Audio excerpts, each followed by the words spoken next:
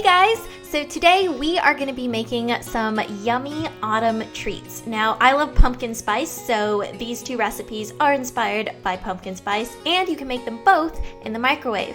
So the first thing you're going to need is some flaxseed, pumpkin puree, an egg, but if you'd like to make this recipe vegan friendly, you can leave that out, some maple syrup, almond milk, and I'm using unsweetened, but original will also work just as well. Almond flour, because I find that this is the best gluten-free flour option. And then some chocolate. So I have semi-sweet chocolate chips and a vegan alternative that is sweetened with stevia. You'll also need a banana, and the key here is to use a really ripe one for extra sweetness. And then we have some baking powder, vanilla, salt, pumpkin pie spice, and pecans. But you can also use walnuts for this, or you can leave the nuts out altogether. All right, so let's jump into it. Fleur is gonna be helping me, and we're starting off with half a tablespoon of flaxseed, and we're gonna put that into our container along with a tablespoon of water and swirl it all together. Then comes the egg. You need the one egg, crack it in there, and then it's time for the pumpkin. So we're gonna use 2 tablespoons of pumpkin puree. This adds a really nice flavor as well as additional moisture. Now it is Mr. Banana time, so we're just peeling him, and we're gonna use about half in this, so just break off some chunks. You don't have to be exact with it or anything.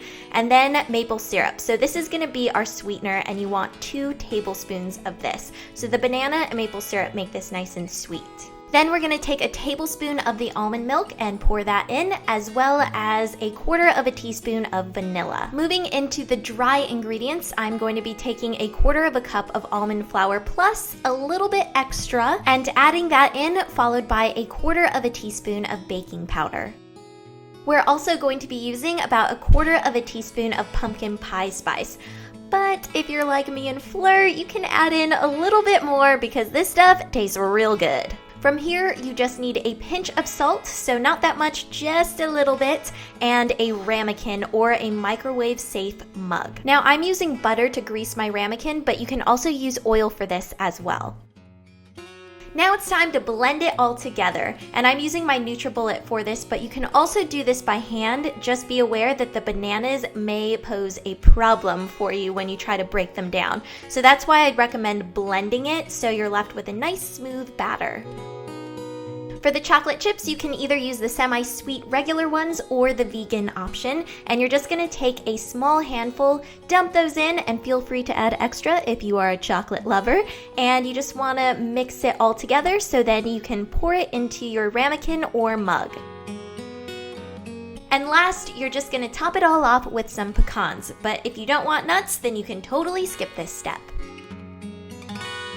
So now Fleur is just popping her little cake into the microwave, and you're gonna wanna put this in there for about 2.5 minutes, depending on your microwave temperature. You may need to add a little bit more, and if you do, go in 15-second intervals until your cake is nice and spongy. So as you can see, it starts to bubble up and get nice and yummy and delicious, and it smells so good. When you take it out, be careful because it will be very hot, and then just give it a little tap to make sure that the cake is spongy and springing back. Now it's time to wash it all down with a chai latte. So I'm starting off with some regular almond milk, pumpkin puree, pumpkin pie spice, some chai tea, and honey to sweeten it all up. We're also going to need some vanilla, but I forgot to put that in. Oops. So you just want to add the almond milk into your cup, and if you want a less rich version, you can go half water, half almond milk, and then it's time for pumpkin, which we discovered doesn't smell so good. So you're going to need 2 teaspoons of this,